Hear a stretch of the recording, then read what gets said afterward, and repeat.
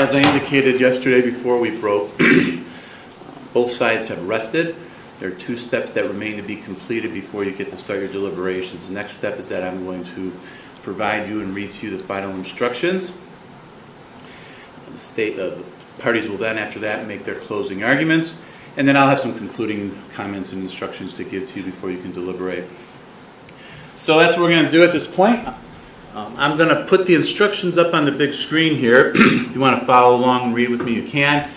You don't have to. You can sit back and listen as well. As I indicated yesterday, you're going to have multiple copies of these instructions, written copies, in the jury room with you when you're deliberating. So, again, we're not expecting you to memorize everything that's said here, but I am required to read them to you. So I am going to do that at this time. So let me get those up on the board here. All right, let's get started. Ladies and gentlemen, you have heard the evidence and the arguments of counsel. The court and the jury have separate functions. The jury decides the disputed facts, and the court provides the instructions of law. It is your sworn duty to accept these instructions and to apply the law as it is given to you. You are not permitted to change the law, nor to apply your own conception of what you think the law should be. Now, a criminal case begins with the filing of an indictment. The indictment informs the defendant that she has been charged with criminal offenses. The fact that it was filed may not be considered for any other purpose. The plea of not guilty entered by the defendant to each charge is a denial of the charges and puts in issue all the essential elements of each offense. The defendant is presumed innocent until her guilt is established beyond a reasonable doubt. The defendant must be acquitted unless the state produces evidence which convinces you beyond a reasonable doubt of every essential element of the offenses charged in the indictment.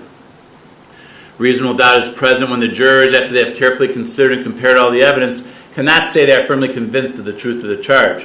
It is a doubt that's based on reason and common sense. Reasonable doubt is not mere possible doubt because everything relating to human affairs or depending on moral evidence is open to some possible or imaginary doubt. Proof beyond a reasonable doubt is proof of such character that an ordinary person would be willing to rely and act upon it in the most important of the person's own affairs. Now, evidence is all the testimony received from the witnesses and the exhibits admitted during the trial, any facts that are agreed to by counsel, and any facts which the court requires you to accept as true. An agreement or a stipulation of certain facts that are agreed to be true requires no further proof from anyone. Evidence may be direct or circumstantial, or it could be both. Excuse me. Direct evidence is the testimony given by a witness who has seen or heard the facts to which the witness testifies. It includes exhibits admitted into evidence during the trial. Circumstantial evidence is the proof of facts or circumstances by direct evidence from which you may reasonably infer other related or connected facts which naturally and logically follow according to the common experience of mankind. As an example, if you wake up in the morning and see the ground is covered in snow, that is circumstantial evidence that it snowed earlier. Likewise, if you see human footprints in sand, that is circumstantial evidence that someone had previously walked there. To infer, to make an inference, is to reach a reasonable conclusion of fact which you may but are not required to make from other facts which you find have been established by direct evidence. Whether an inference is made rests entirely with you. Direct evidence and circumstantial evidence are of equal weight. The evidence does not include the indictment or opening statements or closing arguments of counsel. The opening statements and closing arguments of counsel are designed to assist you. They are not evidence. You must not speculate as to why the court sustained an objection to any question or what the answer to such question might have been. You must not draw any inference or speculate on the truth of any suggestion included in a question that was not answered. Statements that were stricken by the court or which you were instructed to disregard are not evidence and must be treated as though you never heard them. If the court sustained any objections concerning any statements made during opening or closing arguments, you must disregard such statements made by any attorney. Exhibits as well as testimony related to them have been introduced. You will determine what weight, if any, the exhibits should receive in light of all the evidence. If there's a copy of an exhibit, you should consider it the same as an original. If there are deletions or redactions, you must not consider those parts. The exhibits are identified by their numbers or letters. The fact that numbers or letters may be missing or omitted shall not be considered by you for any reason. As jurors, you are the sole judges of the facts, the credibility of the witnesses, and the weight of the evidence. To weigh the evidence, you must consider the credibility of the witnesses. You will apply the test of truthfulness, which you apply in your daily lives. Now, these tests include the appearance of each witness upon the stand, the manner of testifying, the reasonableness of the testimony, the opportunity the witness had to see, hear, and know the things concerning which the witness testified, accuracy of memory, frankness or lack of it, intelligence, interest, and bias, if any, together with all the facts and circumstances surrounding the testimony. Applying these tests, you will assign to the testimony of each witness such weight as you deem to be proper. It is not necessary that the defendant take the witness stand in her own defense. She has a constitutional right not to testify. The fact that the defendant did not testify must not be considered for any purpose. You should not decide any issue of fact merely based on the number of witnesses who testify on each side of such issue. Rather, the final test in judging evidence will be the force and weight of the evidence, regardless of the number of witnesses on each side of an issue. The testimony of one witness believed by you is sufficient to prove any fact. You are not required to believe the testimony of any witness simply because he or she was under oath. You may believe or disbelieve all or any part of the testimony of any witness. It is your province to determine what testimony is worthy of belief and what testimony is not worthy of belief. Now, as for the specific charges, in counts 1, 3, 5, 7, and 9, the defendant is charged with tampering with records.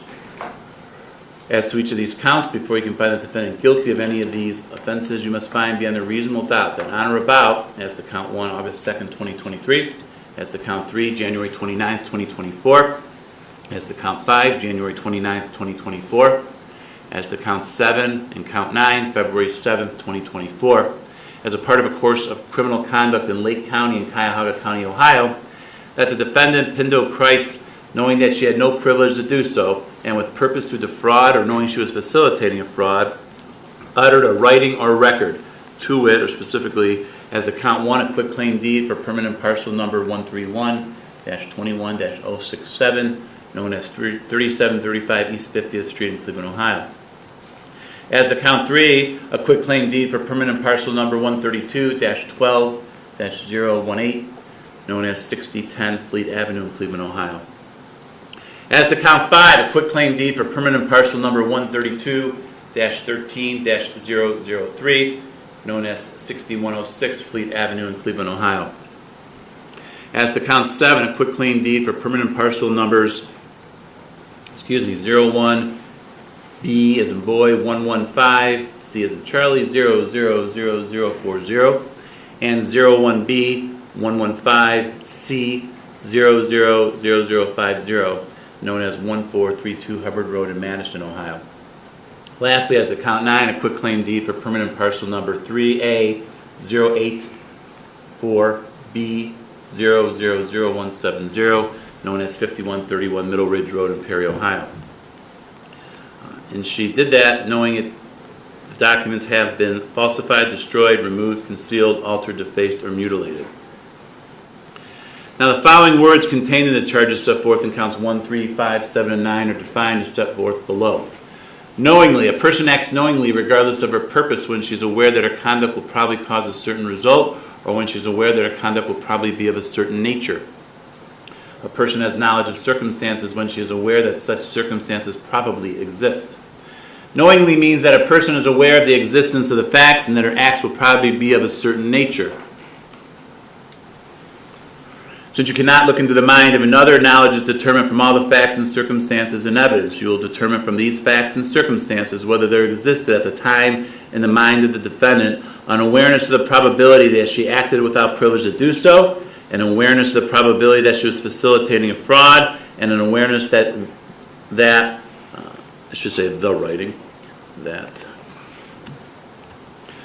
the writing or record was falsified, destroyed, removed, concealed, altered, defaced, or mutilated. Privilege means an immunity, license, or right conferred by law or bestowed by express or implied grant, or arising on a status, position, office, or relationship, or growing out of necessity. Purpose. A person acts purposely when it is her specific intention to cause a certain result. The defendant acts with purpose if at the time in question there was present in the mind of the defendant a specific intention to defraud. Purpose is a decision of the mind to do an act with the conscious objective of producing a specific result. To do an act purposely is to do it intentionally and not accidentally. Purpose and intent mean the same thing. The purpose with which a person does an act is known only to her unless she expresses it to others or indicates it by her conduct. The purpose with which a person does an act is determined from the manner in which it is done, the means used, and all other facts and circumstances and evidence. In determining the existence of the mental state, purpose, and knowingly that are elements of tampering with records, proof of motive is not required. The presence or absence of motive is one of the circumstances bearing upon purpose and knowledge. Where an act is a crime, a good motive or purpose is not a defense. Defraud or fraud means to knowingly obtain by deception some benefit for oneself or another, or to knowingly cause by deception some detriment to another. Deception means knowingly deceiving another or causing another to be deceived by any false or misleading representation, by withholding information, by preventing another from acquiring information, or by any other conduct, act, or omission that creates, confirms, or perpetuates a false impression in another, including a false impression as to law, values, state of mind, or other objective or subjective fact. Facilitating means helping, promoting, assisting, or aiding. Utter means to issue, publish, transfer, use, put, or send into circulation, deliver, or display. Writing means any computer software, document, letter, memorandum, note, paper, plate, data, film, or other thing having in or upon it any written, typewritten, or printed matter, and any token, stamp, seal, credit card, badge, trademark, label, or other symbol of value, right, privilege, license, or identification. Data means a representation of information, knowledge, facts, concepts, or instructions that are being or have been prepared in a formalized manner that are intended for use in a computer system, or computer network. Deed means a written instrument by which land is conveyed. I should say is. Quitclaim deed means a deed that conveys a grantor's complete interest or claim in certain real property, but that neither warrants nor professes that the title is valid, also termed or referred to as a deed without covenants or a deed without warranty. Now in counts 2, 4, 6, 8, and 10, the defendant is charged with forgery. As to each of these counts, before you can find the defendant guilty of any of these offenses, you must find beyond a reasonable doubt that on or about, as to count 2, August 2nd, 2023, as to counts 4 and 6, on or between April 19th, 2023 and January 29th, 2024, and as to counts 8 and 10, on or between June 21st, 2023 and February 7th, 2024. And you must find that as a part of a course of criminal conduct in Lake County and Cuyahoga County, Ohio, that the defendant, Pindo Kreitz, did, with purpose to defraud or knowing she was facilitating a fraud, forge a writing, specifically as to count 2, a quitclaim deed for permanent parcel number 131-21-067, known as 3735 East 50th Street in Cleveland, Ohio. As to count 4, a quitclaim deed for permanent parcel number 132-12-018, known as 6010 Fleet Avenue in Cleveland, Ohio. As to count 6, a quitclaim deed for permanent parcel number 132-13-003, known as 6106 Fleet Avenue in Cleveland, Ohio. As to count 8, a quitclaim deed for permanent parcel number 01B115C000040 and 01B115C000050, known as 1432 Hubbard Road in Madison, Ohio.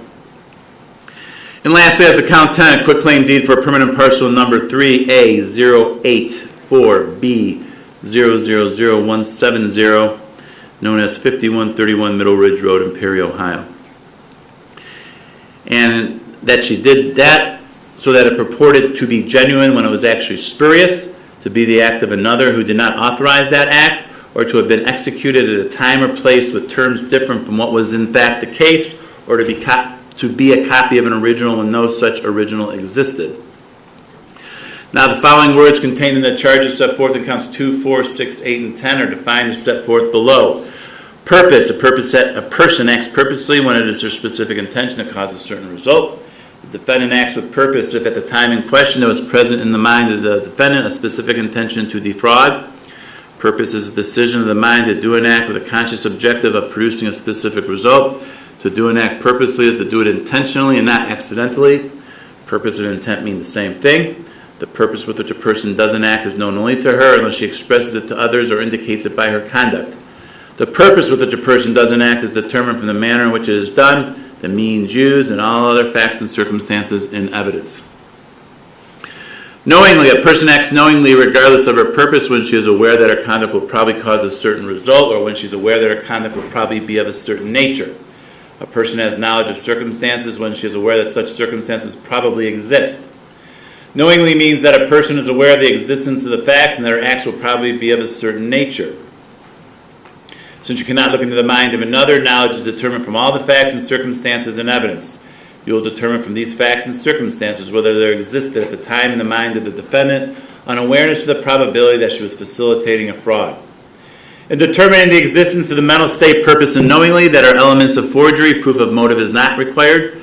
The presence or absence of motive is one of the circumstances bearing upon purpose and knowledge. Where an act is a crime, a good motive or purpose is not a defense. Defraud or fraud means to knowingly obtain by deception some benefit for oneself or another, or to knowingly cause by deception some detriment to another. Deception means knowingly deceiving another or causing another to be deceived by any false or misleading representation, by withholding information, by preventing another from acquiring information, or by any other conduct, act, or omission that creates, confirms, or perpetuates a false impression in another, including a false impression as the law, value, state of mind, or other objective or subjective fact. Facilitating, again, means helping, promoting, assisting, or aiding. Forge means to fabricate or create in whole or in part, by any means, any spurious writing, or to make, execute, alter, complete, reproduce, or otherwise purport to authenticate any writing when the writing, in fact, is not authenticated by that conduct. Writing means any computer software, document, letter, memorandum, note, paper, plate, data, film, or other thing having in or upon it any written, typewritten, or printed matter, and any token, stamp, seal, credit card, badge, trademark, label, or other symbol of value, right, privilege, license, or identification. Execute means to sign a document. Utter means to issue, publish, transfer, use, put or send into circulation, deliver, or display. Deed means a written instrument by which land is conveyed. Quitclaim deed means a deed that conveys a grantor's complete interest or claim in certain real property, but that neither warrants nor professes that the title is valid, also called the term a deed without covenants or a deed without warranty. Spurious means not genuine, authentic, or true, not being what it purports to be, that's false or fake. Now, as you will note, it's alleged the offenses charged took place on or about, as the counts 1 and 2, August 2nd, 2023, as the counts 3 and 5, January 29th, 2024, as the counts 4 and 6, on or between April 19th, 2023 and January 29th, 2024, as the counts 7 and 9, February 7th, 2024, and as the counts 8 and 10, on or between June 1st, 2023 and February 7th, 2024. It is not necessary that the state prove the offenses were committed on the exact day or dates as charged in the indictment. It is sufficient to prove the offenses took place on a date reasonably near the date claimed. Excuse me. Now, before you can decide whether the state has proved beyond a reasonable doubt all the essential elements of the offenses with which she is charged, you must first decide whether this is the correct county in which this trial should be held. The state must prove beyond a reasonable doubt that all or any part of the offenses involved in the defendant's course of conduct occurred in Lake County, Ohio. In order for you to find that a course of conduct existed, you must find beyond a reasonable doubt that the offenses were committed by the defendant in her same employment or capacity or relationship to another, or that the offenses were committed as a part of the same transaction or chain of events, or in furtherance of the same purpose or objective, or the offenses involve the same or a similar modus operandi, scheme, plan, system, and or method. Now, the charges set forth in each count in the indictment constitute a separate and distinct matter. You must consider each count and the evidence applicable to each count separately, and you must state your finding as to each count uninfluenced by your verdict as to any other count. The defendant may be found guilty or not guilty of any one or all of the offenses charged. If you find the state proved beyond a reasonable doubt all the essential elements of any one or more of the offenses charged in the separate counts of the indictment, then your verdict must be guilty as to such offense or offenses according to your findings. If you find the state failed to prove beyond a reasonable doubt any one of the essential elements of any one or more of the offenses charged in the separate counts of the indictment, then your verdict must be not guilty as to such offense or offenses according to your findings. If your verdict is guilty to counts 1, 3, 5, 7, and or 9, you will separately decide whether the writing, data, or record involved is kept by or belong to a local, state, or federal governmental entity, and report this decision in your verdict. If your verdict is not guilty to any of these counts, you will not decide this issue as to such counts. All right, that concludes my instructions at this point. The next step here, ladies and gentlemen, is that each side will make, again, what we call closing arguments. Let me remind you that what the attorneys say is not evidence. However, closing arguments are an opportunity for each side to summarize for you what they believe the evidence has established in the case. The state of Ohio, having the burden of proof, gets the opportunity to go first. The defendant then gets a chance to make a closing statement. If I said opening, I meant closing. And then after the defense closing argument, the state, because they do have the burden of proof, gets the opportunity to make a rebuttal argument. So for the state of Ohio, Ms. Bell. Thank you, Your Honor.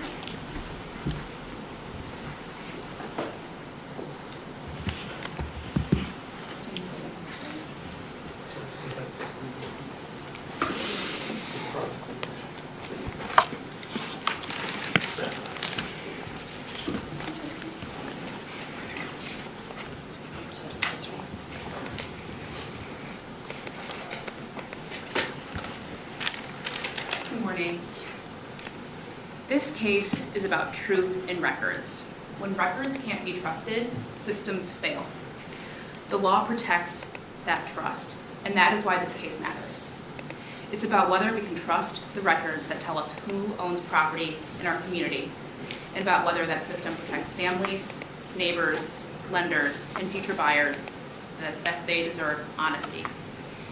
You have all the evidence you need to find the defendant guilty on each and every offense she's charged with.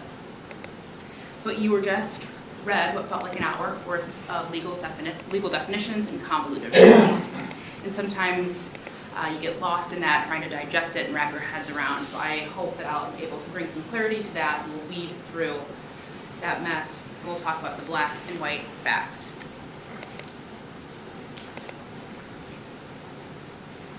So to do that, we're going to walk through each and every charge. To start, let's get comfortable with what the conduct that each count represents. As you can see, we have charged a tampering with records and a forgery for each of the documents for State's Exhibits 1 through 5. State's Exhibit 1 is counts 1 and 2. State's Exhibit 2 is counts 3 and 4. State's Exhibit 3, count 5 and 6, and so on. These documents are also, there's other identifying information on them. There's the permanent parcel number, there's the mailing address. That's how we identify these documents and the property that they represent. Now, the state did not prove the addresses, that these are the documents that were filed.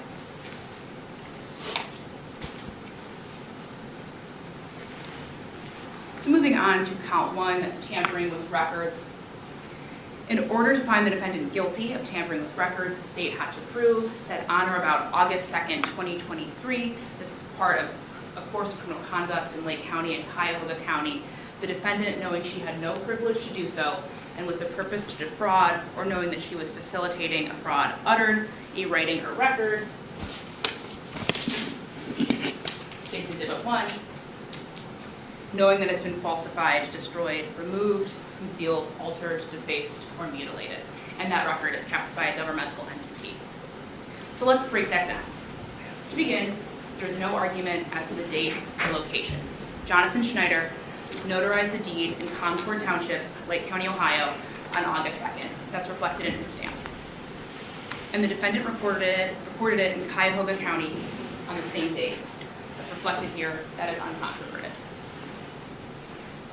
The next is knowing she had no privilege to do so. And the judge already read to you, but privilege means an immunity, license, right conferred by law, or bestowed by express or implied grant, or arising out of status, position, office, or relationship, or going out of necessity. Obviously, the defendant had no privilege to alter this deed. She doesn't hold a special office. She didn't get a special permission to alter an already notarized document. That's obvious. Moving on to the next element, with the purpose to defraud, or knowing she was facilitating a fraud. How do we know she had the purpose to defraud? She altered the deed after it was notarized. Jonathan Schneider explained all the differences he saw from the original that he actually notarized and what was recorded with the county. Not only that, Pinto went back to Jonathan, said, if detectives talk to you, tell him the deeds are fine. She had the purpose to defraud. The next element is uttered. Uttered means to issue, publish, transfer, use, or put into circulation, deliver, or display. She uttered the deed when she recorded it with the Cuyahoga County Fiscal Office. She transferred it to them, she delivered it to them, she uttered it to them. Her name is on it. She paid for it. You'll see that when you have this back in the jury room with you. And it's on State's Exhibits 1 through 3, her name, that she recorded it and that she paid for it. And the next element is that it's a writing or record. Obviously, this is a record. I won't belabor that. And the next element is knowing it to have been falsified, destroyed, removed, concealed, altered, defaced, or mutilated. Of course, she knew it was altered. She was the one that altered it. She added her name to it. Jonathan Schneider walked us through each of the inconsistencies he saw.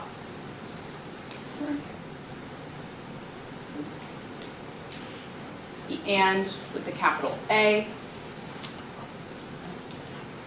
Never mind. The and with the capital A and the penduli and Kreitz, that wasn't there. The they and the there, and those next lines weren't there. He didn't add those. And again, the defendant then went back to Jonathan and said, tell the detectives the deeds are fine. She knew it was falsified. And finally, the last element is that it's kept by a state or local government. We had the recorder, Becky Lynch, in here, and she explained how her office operates, how her office keeps these records, and why that's important. And with that, we have every element for count 1, tampering with records. Moving to count 2, forgery. In order to find the defendant guilty of forgery, the state had to prove that on or about August 2nd, 2023, as part of a course of criminal conduct in Lake County and Cuyahoga County, the defendant, with the purpose to defraud or knowing she was facilitating a fraud, she forged a writing. We're still talking about State's Exhibit 1 here. So that it purported to be genuine when it was actually spurious, or that it was the act of another who did not authorize the act, or it was executed at a time or place with different terms from what was in fact the case, or to be a copy of an original when no such original existed. Now, a lot of these elements are the same as count 1, so again, I don't want to bore you and belabor the point. So we already talked about the date and location about State's Exhibit 1, and we've already discussed the purpose to defraud and knowing she was facilitating a fraud, which brings us to forge a writing. Forge, meaning to fabricate, create in whole or in part, by any means, any false writing.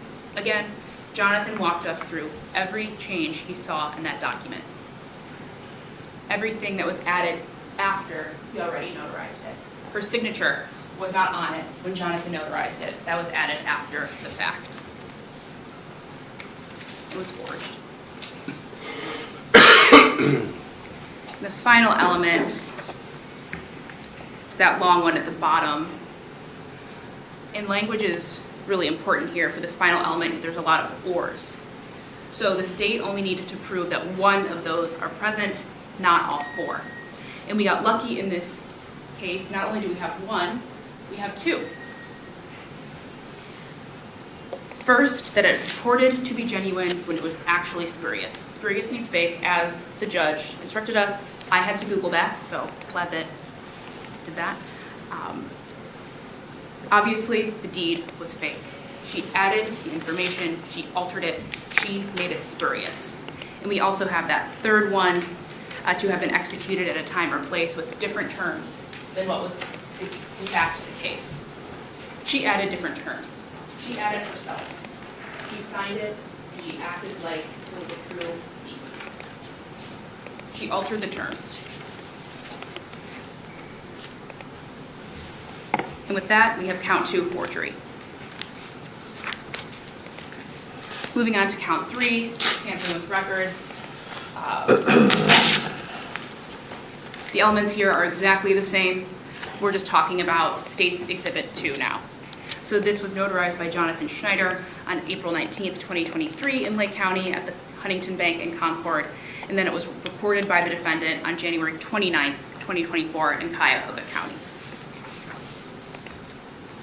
Just like he did with State's Exhibit 1, Jonathan walked us through all the consistencies here in State's Exhibit 2, and I think this was actually the first deed that he talked about when he was on the witness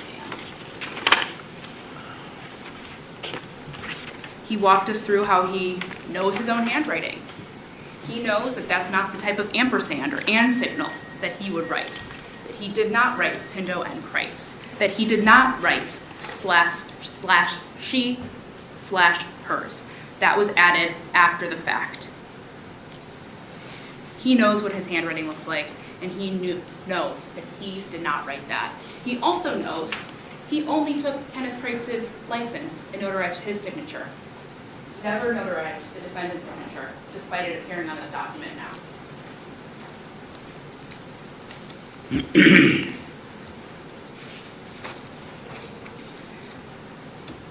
Next, we have count 4, forgery, which is for the same document here. Again, same date, same place. It was notarized by Jonathan Schneider in Lake County and recorded in Cuyahoga County, and all the elements are the same as that first count of forgery that we've already discussed. Moving to count 5, tampering with records. Now we're talking about State's Exhibit 3. Again, same as the other tamperings that we've already talked about. We're talking about State's Exhibit 3, which was notarized by Jonathan Schneider on April 19th, 2023 in Lake County, and then recorded by the defendant in Cuyahoga County on January 29th, 2024. And don't worry, you do not need to memorize this. We will have these documents with you in the jury room. You can see it for yourself. You'll see the dates, you'll see it all. And not only will you be able to see the dates, you'll be able to see the places where all the information was added or changed. Jonathan walked us through this one as well. Everything that was added to this document relates to the defendant. It adds her name, it adds a pronoun that works with her gender. She added herself to this document. Mr. Schneider was rock solid on that.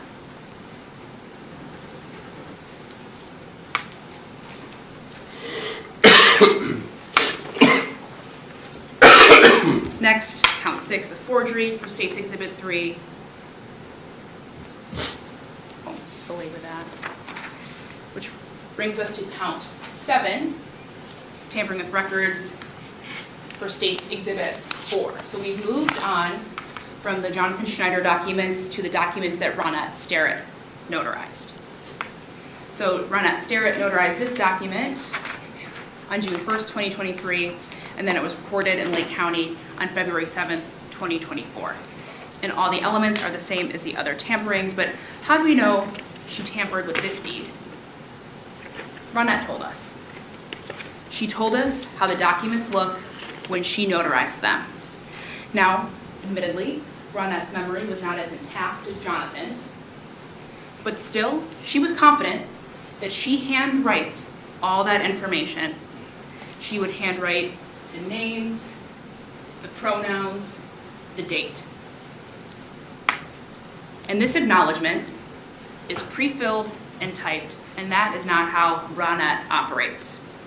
Ronette also noticed some typos and some errors. See where it says his and heirs? Ronette immediately clocked that as an error, and it should say theirs. She wouldn't have done that. Which brings us to count 8, forgery. Same elements as the first 3, but just for this document.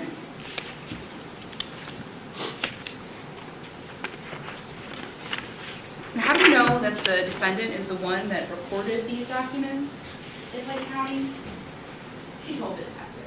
She changed her story later on, but she agreed with the detective, well, with her attorney, that she filed these in Lake County.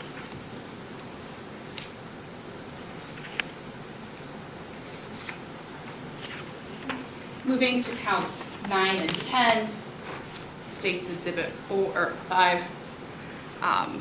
This is the second one that Ronette notarized on June 1st, 2023, and then it was filed later on February 7th, 2024 in Lake County at the recorder's office. And again, it has the same issues as State's Exhibit 4. It's pre-typed and filled out. Ronette would have handwritten it, and that is not how Ronette does her notaries. And also recall, just like with Jonathan Schneider, Pinto went back to Ronette and tried to talk about these deeds. But Ronette wasn't having it. She told Pinto she wouldn't talk about it with her. Returning to the scene of the crime. And why did Pinto try to talk to Ronette about these deeds? Because she knew they were fake, because she knew she authored them. And she knew an investigation was happening, and she wanted to get ahead of it.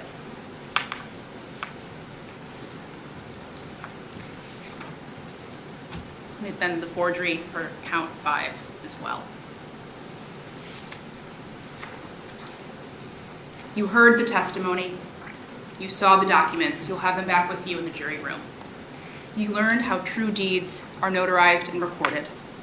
You learned that this was not a mistake. This was not confusion. This was not paperwork done wrong. This was paperwork altered on purpose. The defendant knew what she was doing. She knew she altered the notary acknowledgement. She knew the deeds did not reflect reality. And she knew that once filed, they would appear official. That is why these laws exist. Because when false records enter the system, everyone is at risk. Property rights are threatened, courts are misled, families are harmed, and public trust is damaged. The victim here is the truth. The victim here is the system that we all rely on. The victim is the state of Ohio and every citizen who depend on honest records being kept. Now, as you know, the state bears the burden of proof beyond a reasonable doubt. We accept that burden, and we have met it through testimony, through documents, and through common sense. Every element of tampering with records and forgery for all 10 counts have been proven. You are not here to speculate. You are not here to sympathize. You are not here to excuse. You are here to apply the law to the facts, and when you do that, the verdict is clear. Accountability matters, honesty matters, the truth matters. We ask that you return guilty verdicts on all 10 counts. Thank you, Ms. Bell.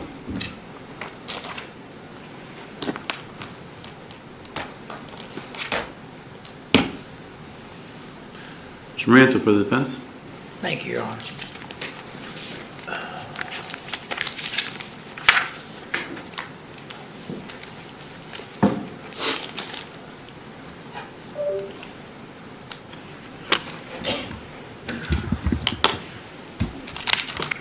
May it please the court and counsel, ladies and gentlemen. Is this a continuing course of conduct? Or is it 5 separate transactions or 3 separate transactions when you look at the dates? So you can have all these documents in back with you to look over them, as Ms. Bell stated in her closing. States 4 and 5 are the documents involving Ms. Starrett, and those were executed on June 1st of 2023. States number 1 were executed on August 22nd of 2023. Those were Mr. Snyder, as well as states number 2 and 3, which were executed on April 19th of 2023 before Mr. Schneider also. All of these things were done with both Ms. Starrett and Mr. Schneider prior to Ken Kreit's death. He died September 14th of 2023. Tragically, unexpected, wasn't sick, anything like that. But whatever was going on all of those occasions, Mr. Kreit was involved. He was there. He wanted to go on. I questioned Mr. Snyder specifically about Was he under duress? Was there a problem when he was there? No. They just looked differently. So, we also heard that it's not unusual to execute deeds and then file them at a later date. I believe the recorder, as well as Detective Sitz, verified that he got that information. So, some of these acts allegedly took place in Cuyahoga County. So you need to pay attention to the instruction that the judge gave you and that you're going to have him back with you in the jury room with regard to the course of conduct. Was this a course of conduct? Was this some kind of pattern of some methodology, or was it just 5 different happenstances, or 3 different, depending on the dates involved? So pay close attention to that. So we got to talk about these documents. Now, 4 and 5, when I refer to states 4 and 5, those are going to be the ones involving Ms. Sterrett, and 1, 2, and 3 are going to all involve Mr. Snipe. That testimony, you take it as you find it. She couldn't provide any specifics about those documents. Couldn't remember the documents at all. Couldn't remember Mr. or Mrs. Kreitz. Kept a log, but didn't have a log then. I understand. She was a little confused about things as we stand here now. But she couldn't recall these at all. So Ms. Bell pointed out to you, well, you know that they were altered, because she says she wouldn't do that. Well, that's like saying, well, you know what, I know I stopped at that stop sign because I always do that. Or I tell my wife, I always close the refrigerator door, couldn't have been me. I always shut the coffee pot off when it's laid on there, couldn't have been me. We all make mistakes. We all have lapses of memory. This type of testimony cannot be considered with regard to finding that these documents were altered. Ms. Sterrett could just not provide you that testimony. To convict Ms. Kreitz on those counts, which would be counts 7 through 10, would be not doing your duty, not following the law, not holding that testimony as you would in the most important of the things that you rely on a daily basis.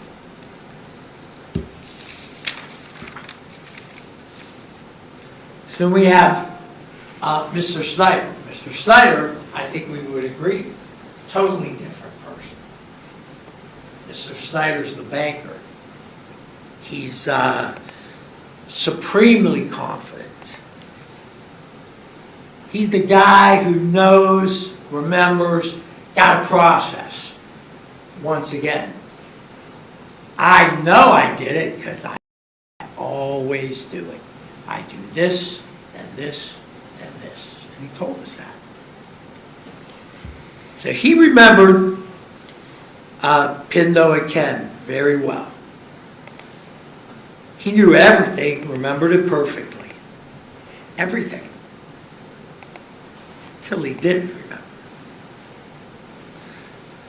So well he knew Ken and Pindo, so well he remembered it specifically, that he'd forgotten they were there a couple days beforehand, so within a couple days. Forgot whether it was 1 or 2 documents. Completely forgot that he notarized items on the first occasion, and then they came back 1 or 2 days later. In fact, you remember that because we had to take a break so he could hear the statement that he gave to Detective Sitz, and then he came back and goes, well, yeah, I was wrong. And I asked him about that log. Why do you keep a log? Well, I don't have to keep a log. We're not required. Then after the few missteps, he said, it might be nice to have a log. And I think you're right. It might be nice to have a log. So,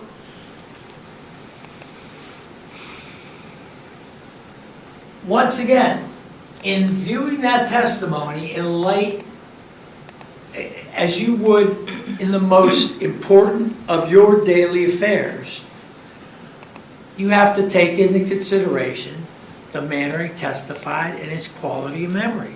Those are the things the judge told you consider when you're listening to this. He was so absolutely sure until he got caught with what he wasn't sure about. That puts his entire testimony in question. Now, I'm sure I know my handwriting. It's gotten so bad over the years that I write stuff in my date book and my assistant, she can read it and I can't. And I wrote it. So, I get it. He knows his handwriting. I looked at those documents and I even talked to him about that. I really can't tell the difference in that writing. So you look at them and once again, you are the arbiters of the facts. You decide. But what he says he's so sure about has to be called into question when it was proven that he really wasn't sure about it. Excuse me.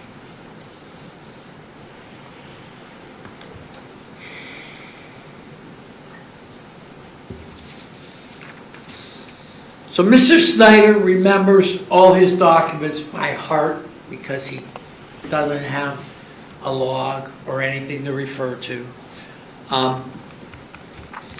12,000 or so documents in 20 years, 50 or 60 a month. But this is a quote, and I read this quote to him. I know in my heart, based on how strange the interactions were between Ken and Pindo, that the only person I notarized on behalf of was Ken. That is not saying, I remember that date specifically, and I know I only notarized Ken. He's saying, once again, I know in my heart. Similar to the issue with Miss Sterritt. Miss Sterritt can't tell you anything, unfortunately, about those specific documents. Her statement is, well, I always do it. I wouldn't do it that way. Those things were obviously typed in, not by me. That's okay. I think they both attested to the fact that it's okay to have a typewritten. I don't. Normally I write it in, but if I come in, I check the information, it's correct. I notarize it. These are not document experts. They both stated, even Mr. Snyder, no, I'm not a document expert on deeds or on affidavits or anything. I am a identity verifier. That's what a notary is, with all due respect. They have a person in front of them, and they verify that that person in front of them is who they are when they sign the document. Doesn't attest to anything that comes before.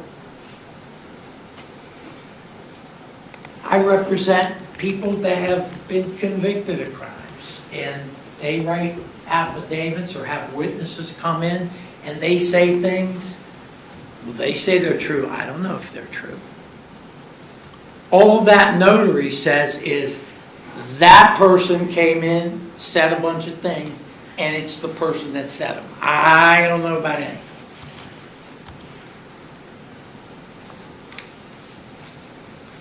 So, identity verifiers, not document experts.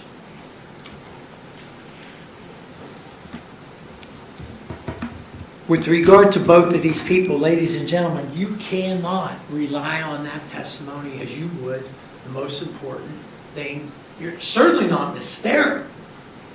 But Mr. Steiner put himself into question. He was so firmly confident. He knew it all.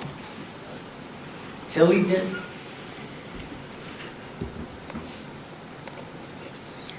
Lastly, we heard from Detective Sitz. Nice guy. Doing his job. At the end of Pindo's interview, said, this is a civil issue, I don't want to get involved. Families are upset, whatever. Okay. Now, he sits in the interview, and Ms. Kreitz brought a lawyer. Not me, obviously, but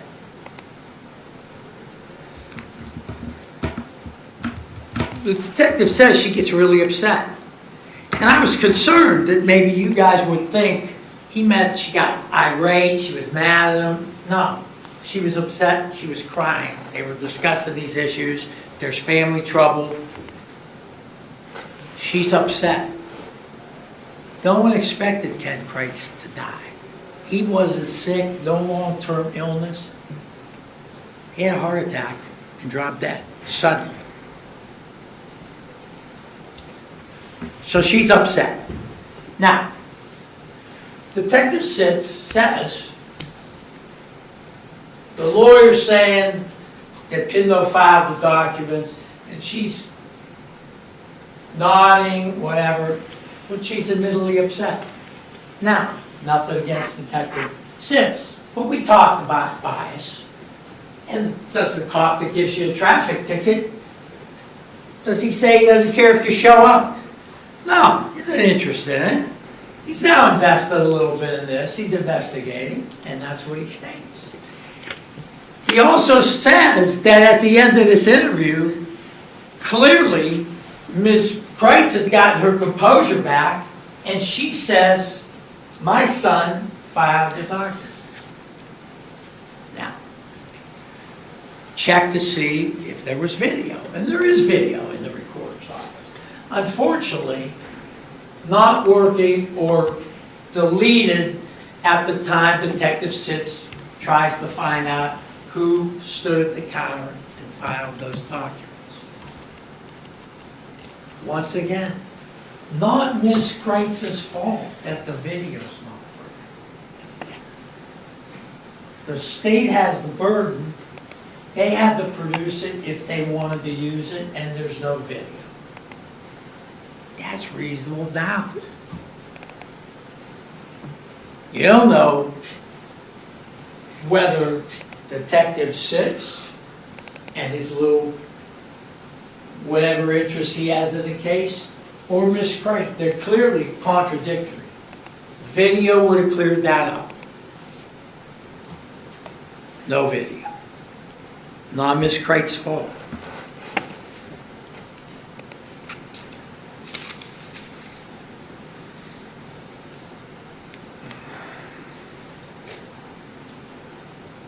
Purpose. Let's talk about that for a moment. So, you heard the judge's instruction. You're going to have these instructions back with you again. A person acts purposefully when it's her specific intention to cause a certain result. A defendant acts with purpose if at the time in question there was present in the mind of the defendant a specific intention to defraud.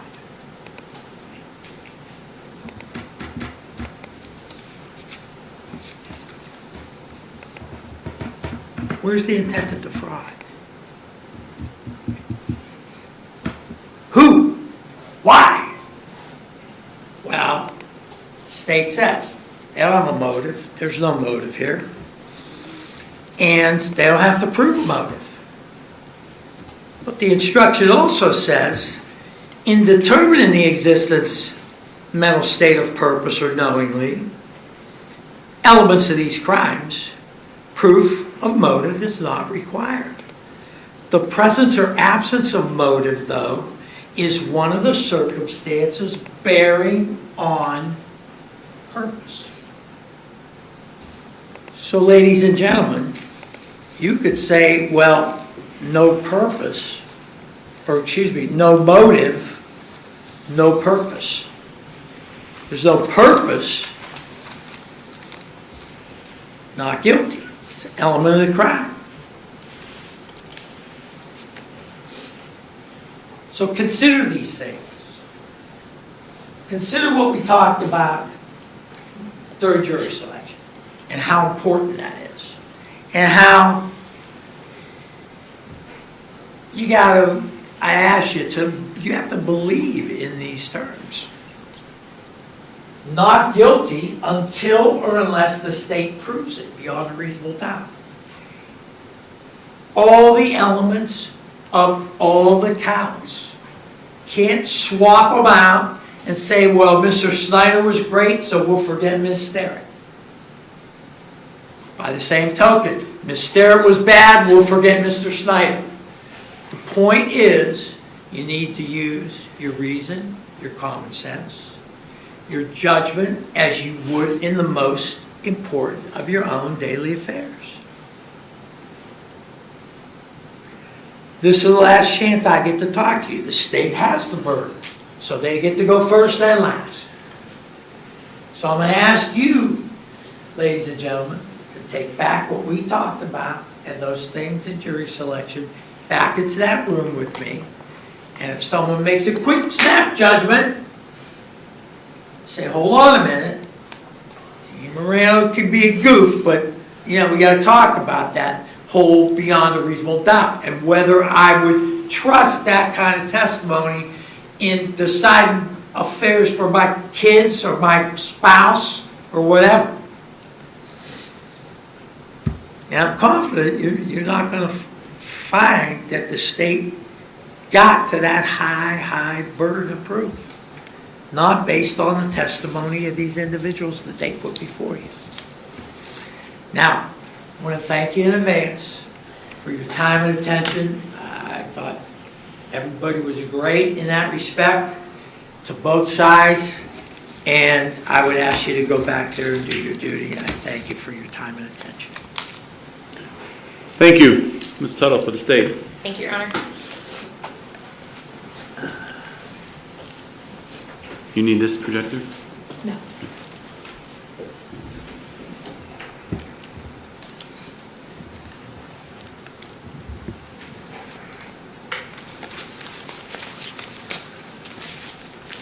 Hi, members of the jury.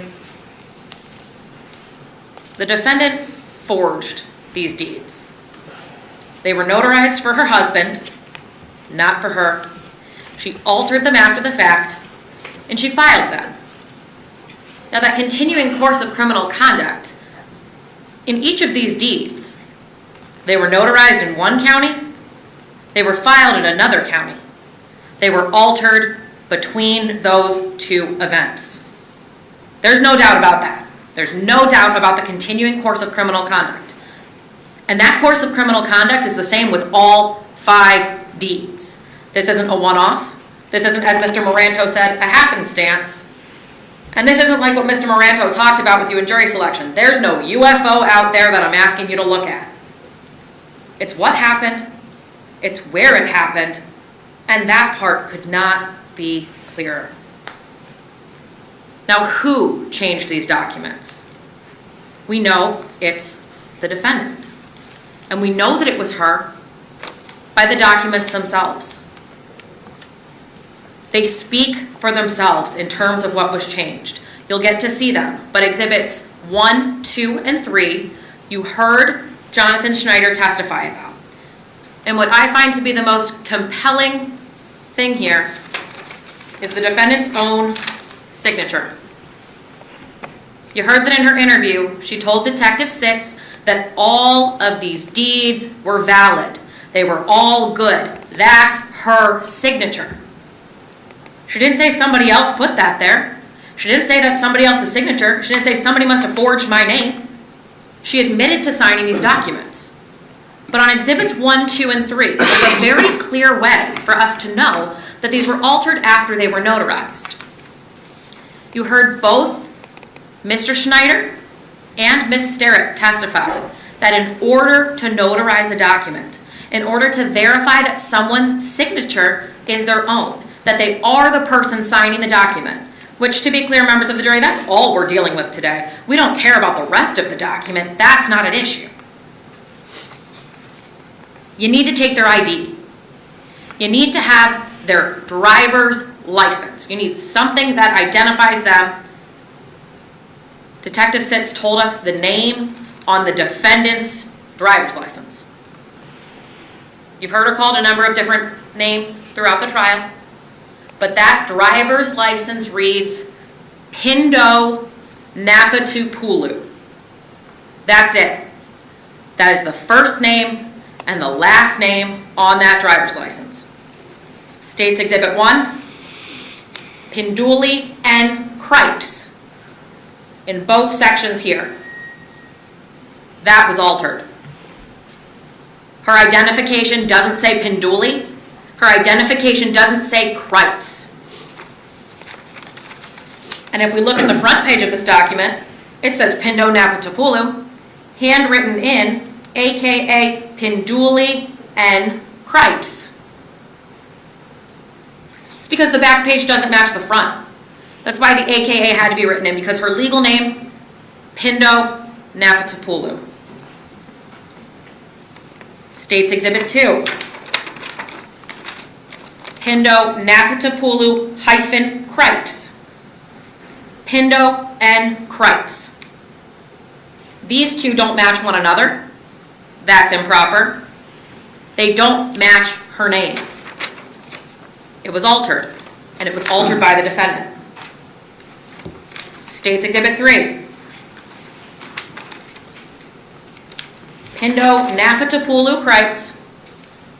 Pindo and Cripes. Altered. We've proven to you beyond a reasonable doubt that these 3 documents were altered by the defendant herself, that she put her signature there, that she put that information there. And then she personally filed these. All 3 of these are stamped, certified copies from the Cuyahoga County Fiscal Office that say Napatupulu, Pindo, paid by Pindo Napatu. Her last name is cut off at the end of the document. She filed them. She paid the fee using her legal name. The defendant's guilty. No one else did this. Now counts 7, 8, 9, and 10. We've heard that Ms. Sterrett had some serious health issues. Those health issues occurred, as she testified, between when she notarized these documents and when the detectives came to speak to her. But that doesn't discount what she told you, members of the jury. We're not asking you to look for a UFO outside. Ms. Sterrett has a process and a procedure. She's maintained her notary license since 1993. She notarizes these documents the same way every time. She told you that if she got a document that was pre-filled like this, she wouldn't sign it. She would make someone come back with another document. That if she got a document that had these errors on it, she's not allowed to sign a document with errors. She would have asked for a new second page. She takes her license seriously. You heard that's her livelihood. She didn't risk her notary license to sign this. And the exact same thing in Exhibit 5. He/she, his and heirs. She didn't notarize this document. That's her stamp and signature on it, surely. She acknowledges that, but she wouldn't have risked her professional career to sign these documents.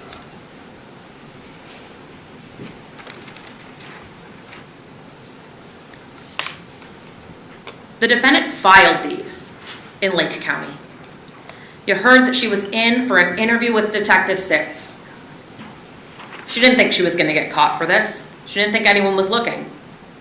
But her attorney was there with her. And in explaining what happened here, they explained that Pindo, had these, they were collateral for some sort of loan, provided zero verification, wouldn't help get her son in contact with the police for the son to say, yeah, that was a loan. No, nothing. Pindo was worried. Pindo was crying. She was upset because she knew she did something wrong, members of the jury. She was aware at that point of her criminal conduct. Pindo agreed, as her attorney said Pindo filed these deeds in Lake County to satisfy the loan. Pindo is nodding along. She is actively engaged. She was upset, but she was engaged. Now, at the end of that interview, Detective Sitz, he thought this was a civil matter. He thought this was some family drama. He didn't know that these were forged. He hadn't been able to speak to Ronette or Jonathan at that point. So he still has an open investigation. But Pindo, she knows her conduct is criminal. She knows if they look farther, there's going to be trouble for her. That's when she changed her tune. That's when she said, it was my son that filed them. Once she knew the writing was on the wall. And once she realized that the writing was on the wall, while Detective Sitz still believed this was a civil matter, Pindo marched herself back out to the Huntington Bank in Concord. She demanded to see Jonathan Schneider. I want you to remember that conversation. When the detectives come to see you, tell them the deeds are fine. Jonathan said, what do you mean the deeds are fine? She had them in her hand, members of the jury. She showed up with them to say, these things right here, they look fine. Jonathan photocopied those and kept them because they didn't look right. He knows his own handwriting. He knows he never took her license. He only knew her as Pindo, and that's because he learned that throughout the pendency of this case. You didn't hear him testify that he knew her name was Pinduli Napatopulu or Pindo Napatopulu. He thought her name was Pindo Kreitz. That's what's written on those documents. It's not her ID. He didn't write that. The defendant did. She wrote her own name underneath her signature. Now, I want to clarify what Mr. Moranto was talking about regarding Mr. Schneider's memory. He used a colloquial phrase, I know it in my heart. That's not saying this is a gut feeling. That's not saying I'm relying on a whim and a prayer. No, that means he truly knows based on what he dealt with. Their conduct that day, the way they interacted. He described them as an odd pairing. This is a guy in Wranglers, blue collar, and a woman dressed to the nines ready to go out on the town. He described her as pushy. He described it as strange that she would pull documents out of her purse, that she would say, do you have everything I need? Do you have everything I need? When it wasn't her document being signed. When it wasn't her signature on the page. That is what stood out to him as unique. And that's why he has such a memory of what he did or didn't do that day. And the documents themselves confirm that, because it's not her legal name.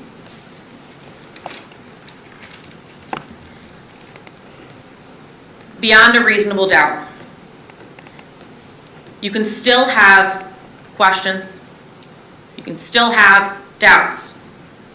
But we've proven beyond what's reasonable. When you're making decisions in the most important of your own affairs, that's something like getting a surgery. That's something like deciding where your child goes to school.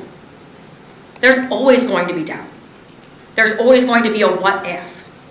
But there's a moment in your life where you're comfortable enough to pull the trigger, where you can say, yes, this is my decision. I have enough information. I'm confident. That is proof beyond a reasonable doubt. The moment where you can say yes in the most important of your own affairs. And we have proven each and every element of each and every count to you beyond a reasonable doubt. If these deeds were fine, members of the jury, why did Pindo feel the need to go back, not only to Jonathan Schneider, but to Ronette Sterrett? It's because she did something wrong. And she was the one who benefited from these deeds. You'll see that the deeds transferred property to Pindo herself or to Pindo's son. who is not the son of Kenneth Kreitz. You heard what her motive was. We didn't need to prove motive to you, but you heard some motive. Kenneth died without a will. There was family drama surrounding these properties. Pindo made sure they were going to her when she filed these deeds. Members of the jury, you ask that you find her guilty of all 10 counts. Thank you. Thank you.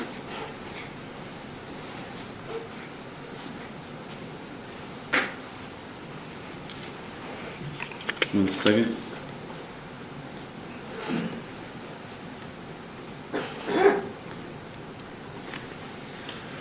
All right, ladies and gentlemen, we're going to pick up on the instructions where I left off, which involve giving you instruction on how to conduct your deliberations and render your verdict. So let me put it back up here. All right. The court has now given you the instructions on the law applicable to the case. But where a term has not been defined for you, you must give that term its common and ordinary meaning. I will now instruct you on how to conduct your deliberations and prepare your verdict. When you go to the jury room, your first function will be to select one of your number to serve as a foreperson. The person you select to preside over your deliberations does not have any greater power, nor does that person's vote have any more importance than others. That person serves the purpose of helping to conduct your deliberations in an orderly manner and to give each of you the opportunity to express your opinion. One additional duty of the foreperson is to see to it that the verdict form is returned to the courtroom after you have reached a verdict. Once a foreperson is selected, you will commence your deliberations. Your initial conduct upon commencing deliberations is a matter of importance. It is not wise to immediately express a determination or to insist upon a certain verdict. Having so expressed yourself, your sense of pride may be aroused. You may hesitate to change your position, even if you later decide you are not correct. You should consult with one another in the jury room and deliberate with the view of reaching an agreement if you can do so without disturbing your individual judgment. Each of you must decide this case for yourself. You should do so, however, only after a discussion of the case with the other jurors. Do not hesitate to change your opinion if you are convinced that it is wrong or if the discussion persuades you that you should. However, you should not surrender honest convictions in order to be congenial or to reach a verdict solely because of the opinion of other jurors. The verdict must represent the considered judgment of each juror. In order to return a verdict, it is necessary that all jurors agree. Your verdict must be unanimous. Your verdict must be based solely on the evidence and on the law as I have given it to you in these instructions. Nothing that I have said or done is intended to suggest what your verdict should be. That is entirely for you to decide. If you have a question during your deliberations, it should be discussed in the privacy of your jury room. It should be reduced to writing, noting the date and time of the question, so that there will be no misunderstanding as to what you request, and it should be signed by the foreperson. It should then be delivered to the bailiff who will submit it to the court. Your question should not reflect the status of your deliberations. Please be patient in waiting for a response because the judge must consult with the lawyers for the parties before sending his response. The court will then attempt to answer the question as best as possible. Please keep in mind, though, the court may not be able to answer all questions. Now, in regards to the verdict form,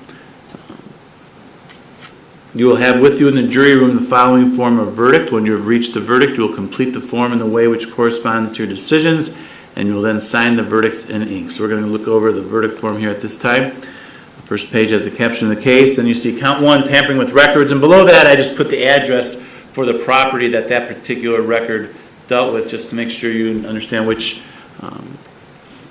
document it is. And it reads, "We, the jury, being duly impaled and sworn, find the defendant Pindo Kreitz." Then you see an asterisk symbol followed by a blank line, and then it has the direction, and then it says of tampering with records. Below has the instructions for the asterisk symbol, which says insert in ink either the word guilty or the two words not guilty.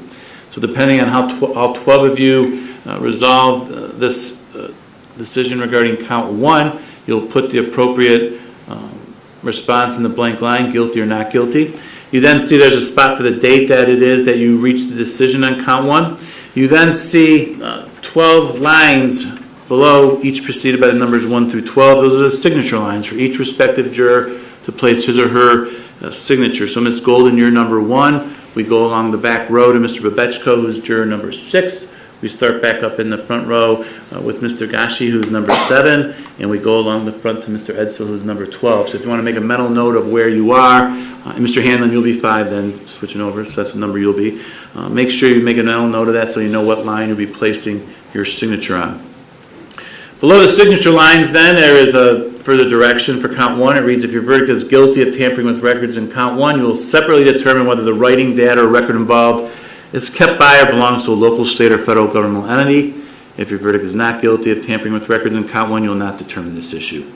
So the second page then has the additional finding as the count 1 if you are instructed to address this. And it reads, is the writing, data, or record involved in count 1 kept by or belong to a local, state, or federal government entity? You then put a mark, check mark, or X in the appropriate spot, yes or no. Put a date, and then place your signature on the appropriate line. Count 2 is for forgery, again for the property at 3735 East 50th Street in Cleveland. We, the jury, being duly impaneled and sworn, find the defendant, Pindo Kreitz. Again, you have the asterisk symbol with the blank line, followed by the words of forgery. You'll insert in the blank line either the word guilty or the 2 words not guilty, depending on the decision that all 12 of you reach. You'll put the date, and you'll place your signature on the appropriate line. There's no further direction for count 2. Count 3, tampering with records for 6010 Fleet Avenue. We, the jury, being duly impaneled and sworn, find the defendant, Pindo Kreitz, again, guilty or not guilty, depending on the decision all 12 of you reach of tampering with records. Put the date, sign. Directions are the same as for count 1. If you find the defendant guilty, you'll determine whether the writing, data, or record involved is kept by or belongs to a local, state, or federal governmental entity. If your verdict is not guilty of this count, you will not decide this issue. You have the additional finding for count 3. Is the writing, data, or record involved in count 3 kept by or belong to a local, state, or federal governmental entity? Put a mark on the appropriate line that corresponds to the decision all 12 of you reach. Put the date and sign the document. The remaining counts are all very similar. Counts 4, 6, 8, and 10 all deal with the forgery charge. They'll have the specific address underneath that the document applies to. Count 4 is 6010 Fleet Avenue. This is for the forgery count. Again, you sign it, date it, move on to count 5. Count 5, 7, and 9, the remaining tampering with records counts, all are very similar as well. They each will set forth a specific address which that document references. This one is for 6106 Fleet Avenue. You'll place in the blank line whether you find the defendant guilty or not guilty, the date, place your signature. This has the same direction, so the tampering with records all have the same directions. That if you find the defendant guilty, or to determine separately whether the writing, data, or record involved is kept by or belongs to a local, state, or federal governmental entity. If your verdict is not guilty of any of these tampering with records counts in 5, 7, and 9, as well as 1 and 3, you will not determine this issue. Next page has the additional finding where you're to record your decision on the additional finding if you address that for count 5. Count 6 is the forgery charge, very similar to counts 2 and 4. You may put the decision you reach in the blank line, guilty or not guilty, date it and sign it. Then move on to count 7. This is a tampering with records charge for 1432 Hubbard Road. Whatever decision all 12 of you reach regarding this count will be placed in the blank line. You'll date it and sign it. You'll address the additional finding. If the defendant is found guilty, if the defendant is not guilty, you will not address that issue. This page is for the additional finding as to count 7. Fill that out the same way as previously explained. Count 8 is forgery for 1432 Hubbard Road, Madison, Ohio. Again, you place the word guilty or the 2 words not guilty on the blank line in accordance with the decision all 12 of you reach. Put the date that it is that you reach that decision, your signature on the appropriate line. Last, we have counts 9 and 10. Count 9 is a tampering with records for the property at 5131 Middle Ridge Road. Place on the blank line where the asterisk symbol is the word guilty or the words not guilty, again in accordance with the decision all 12 of you reach together. Date it, sign it. If the defendant's guilty, you'll address the additional finding. If the defendant's not guilty, you will not address the additional finding for count 9. The next page does have the document for the additional finding to count 9. If you are to address it, put the mark or the appropriate line, which corresponds to the decision all 12 of you reach, date it, and sign it. And lastly, count 10 is the forgery charge for 5131 Middle Ridge Road. You'll place on the blank line the word guilty or the 2 words not guilty, date it, and sign it. All right, we'll finish up the directions now, or instructions, excuse me. The court cannot embody all the law in any single part of these instructions. In considering one portion, you must, excuse me, you must consider it in the light of and in harmony with all the instructions. The court will place in your possession the verdict form as well as all the exhibits admitted into evidence during the trial. You will also be provided with multiple copies of these instructions. You will not be given anything else. During your deliberations, the court reporter will not be permitted to read back any portion of any of the testimony which you heard during the trial. You may not discuss or consider the subject of punishment. Your duty is confined to a determination of whether the defendant is guilty or not guilty of the charged offenses. In the event you find the defendant guilty, the duty to determine the punishment is placed by law upon the court. You must also not be influenced by any consideration of sympathy or prejudice. It is your duty to carefully weigh the evidence, to decide all disputed questions of fact, to apply the court's instructions to your findings, and to render your verdict accordingly. In fulfilling your duty, your efforts must be to arrive at a just verdict. Consider all the evidence and make your findings with intelligence and impartiality, and without bias, sympathy, or prejudice, so the state of Ohio and the defendant will feel that their case was fairly and impartially tried. You're also not permitted to take any electronic devices or books of reference into the jury room. This instruction would cover such items as cell phones, computers, smartwatches, dictionaries, law books, etc. If during the trial the court settled in anything that you consider an indication of the court's view on the facts, or you have an impression the court has indicated how any disputed fact should be decided, you must put aside such an impression. Nothing said in these instructions or in the earlier instructions, and nothing in the verdict form is meant to suggest or convey in any way or manner any intimation to a verdict I think you should find. That decision must be made by you based solely upon the facts presented to you in the courtroom. You are warned not to discuss your verdict or the status of your deliberations with anyone except for your fellow jurors while you are deliberating until your verdict has been returned to the court. This order must be strictly obeyed. After your verdict is returned and announced in open court, you may discuss the case with anyone, though you are not required to do so. Whether you discuss the case with counsel or anyone else after you are discharged is a matter of your own free choice. Now, my preliminary instructions to you, if I said anything that conflicts with these final instructions to you, the final instructions control your deliberations and are binding on you regardless of what I said in my preliminary instructions. All right.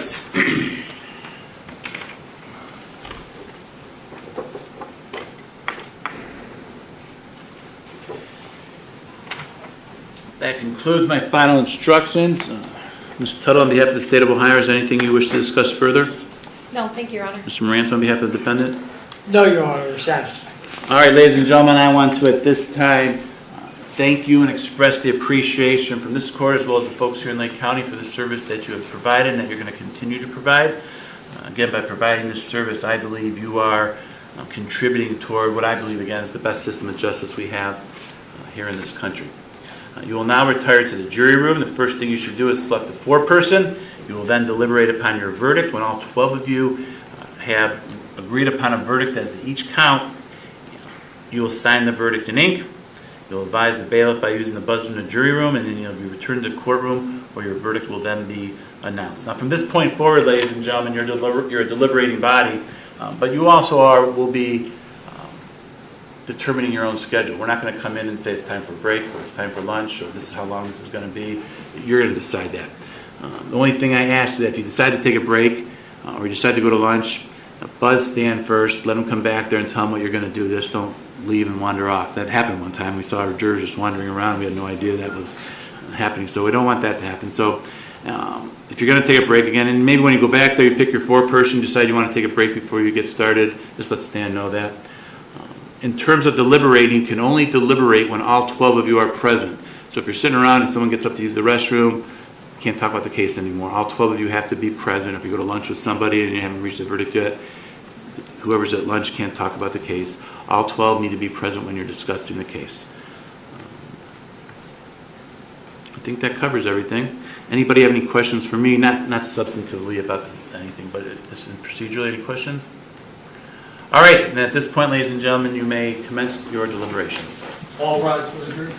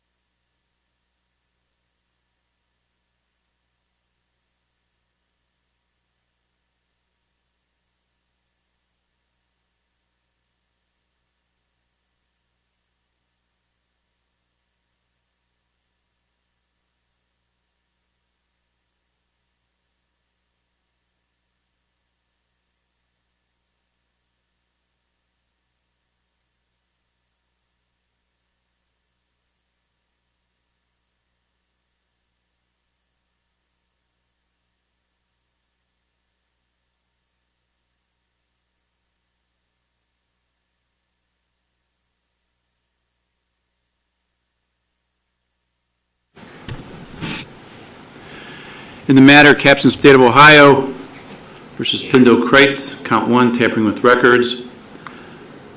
Deals with 3735 East 50th Street. We, the jury, being duly impaneled and sworn, find the defendant, Pindo Kreitz, guilty of tampering with records, dated February 4th, 2026, signed by all 12 jurors. Jurors were instructed to address this additional finding. Is the writing, data, or record involved in count 1 kept by or belong to a local, state, or federal governmental entity? The space marked yes is marked off, dated today's date and signed by all 12 jurors. Count 2, forgery. We, the jury, being duly impaneled and sworn, find the defendant, Pindo Kreitz, guilty of forgery, dated with today's date, signed by all 12 jurors. Count 3, tampering with records for 6010 Fleet Avenue. We, the jury, being duly impaneled and sworn, find the defendant, Pindo Kreitz, guilty of tampering with records, dated today's date, signed by all 12 jurors. Jurors address the additional finding as instructed to do so, which reads, is the writing, data, or record involved in count 3 kept by or belong to a local, state, and federal governmental entity? The space marked yes is marked off, dated with today's date and signed by all 12 jurors. Count 4, forgery for the same property. We, the jury, being duly impaneled and sworn, find the defendant, Pindo Kreitz, guilty of forgery, dated with today's date and signed by all 12 jurors. Count 5, tampering with records at 6106 Fleet Avenue in Cleveland. We, the jury, being duly impaneled and sworn, find the defendant, Pindo Kreitz, guilty of tampering with records, dated today's date and signed by all 12 jurors. Jurors address the additional finding as directed to do so, which reads, is the writing, data, or record involved in count 5 kept by or belong to a local, state, or federal governmental entity? The space marked yes is marked off with today's date and signed by all 12 jurors. Count 6, charge of forgery for 6106 Fleet Avenue. We, the jury, being duly impaneled and sworn, find the defendant, Pindo Kreitz, guilty of forgery, signed by all 12 jurors and dated with today's date, February 4th. Count 7, tampering with records for 1432 Hubbard Road in Madison, Ohio. We, the jury, being duly impaneled and sworn, find the defendant, Pindo Kreitz, guilty of tampering with records, signed by all 12 jurors and dated today's date, February 4th. Jurors did answer the additional finding to count 7 by responding that the writing, record, or data involved was kept by or belonged to a local, state, or federal governmental entity. Space marked yes. Count 8, forgery for 1432 Hubbard Road. We, the jury, being duly impaneled and sworn, find the defendant, Pindo Kreitz, guilty of forgery, dated with today's date and signed by all 12 jurors. Count 9, tampering with records for 5131 Middle Ridge Road in Perry, Ohio. We, the jury, being duly impaneled and sworn, find the defendant, Pindo Kreitz, guilty of tampering with records, dated today's date, signed by all 12 jurors. The additional finding reads, is the writing, data, record involved in count 9 kept by a local, state, or federal governmental entity, or does it belong to a local, state, or federal governmental entity? Space marked yes is marked off with today's date and signed by all 12 jurors. Count 10, forgery for 5131 Middle Ridge Road. We, the jury, being duly impaneled and sworn, find defendant, Pindo Kreitz, guilty of forgery, signed by all 12 jurors and dated with today's date. Does either side wish to have the jury polled? Mr. Moranto? Yes, Your Honor, please. All right, ladies and gentlemen, the bailiff is going to ask you by jury number whether this is or isn't your verdict. Please respond with the appropriate answer. Juror 1, is this your verdict? Yes. Juror 2, is this your verdict? Yes. Juror 3, is this your verdict? Yes. Juror 4, is this your verdict? Juror 5, is this your verdict? Yes. Juror 6, is this your verdict? Yes. Juror 7, is this your verdict? Yes. Juror 8, is this your verdict? Yes. Juror 9, is this your verdict? Yes. Juror 10, is this your verdict? Yes. Juror 11, is this your verdict? Yes. Or Juror 12, is this your verdict? Yes. Your Honor? Thank you, sir. All right, ladies and gentlemen, this concludes your service for this particular matter. I want to thank you all very much again for the service that you have provided. At this point, you are released from the restrictions that I've had on you throughout this case. You can look anything up you want. You can talk about the case with whomever you please and whatever you want to talk about it, though you don't have to. That's a decision for each of you to make for yourself. Often the lawyers like to talk with jurors after cases, find out what it is they liked or didn't like about how the case was presented. I like talking with jurors afterward, find out how we can improve the way we do our business here. And in fact, I'm going to, and then I can also answer any questions you may have throughout this proceeding. So I'm going to pop into the jury room in here in just a moment. chat with you briefly, then I'll send you on your way. So if you want to file in the jury room, I'll be in there in just a minute. All rise for the jury.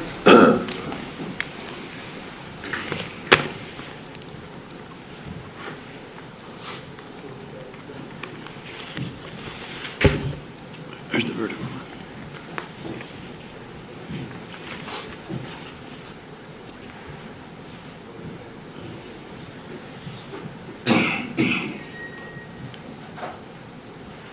All right, everyone may be seated.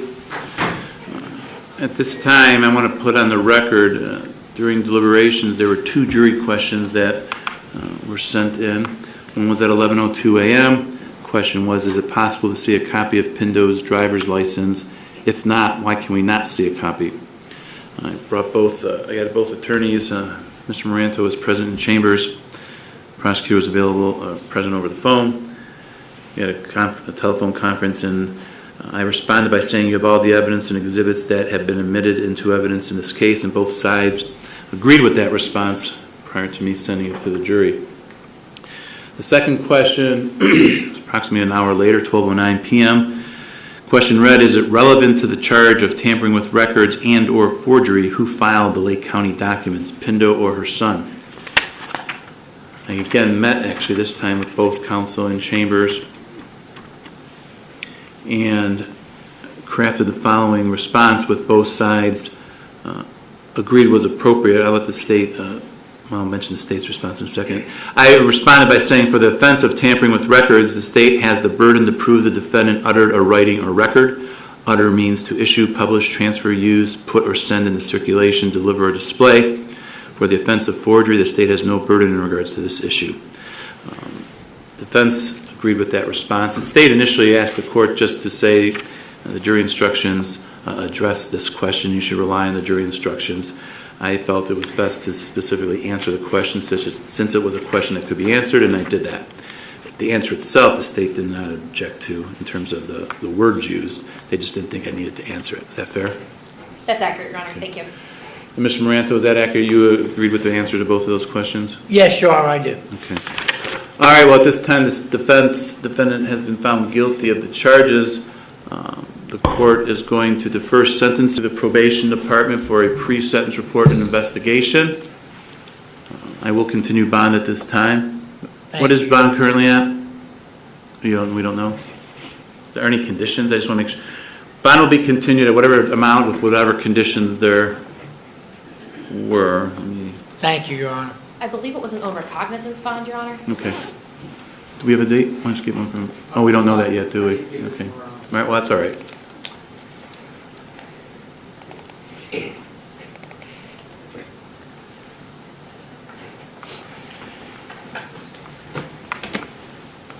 Yeah, it was an OR bond. So, Ms. Kreitz, what this means is that as far as bond goes, I'm continuing your bond, so there's nothing more you need to do about that, except you need to appear at all future court dates. If you fail to appear at any future court dates, which next court date will be the sentencing, which your lawyer will advise you of here in a moment. He's going to get that date before he leaves here. If you fail to appear for that, that's a separate felony you can be prosecuted for, separate and apart from whatever happens in this case. So obviously it's important you show up at all future court dates, which will be your sentencing. What's going to happen now is I'm referring you to the probation department. You need to leave here now and go directly over to the probation department. It's in the 3rd floor of the sheriff's department. You go in the front doors, and to your right there's some elevators. You'll take them up to the 3rd floor. You're going to fill out some initial paperwork and get your dates to come back for an interview.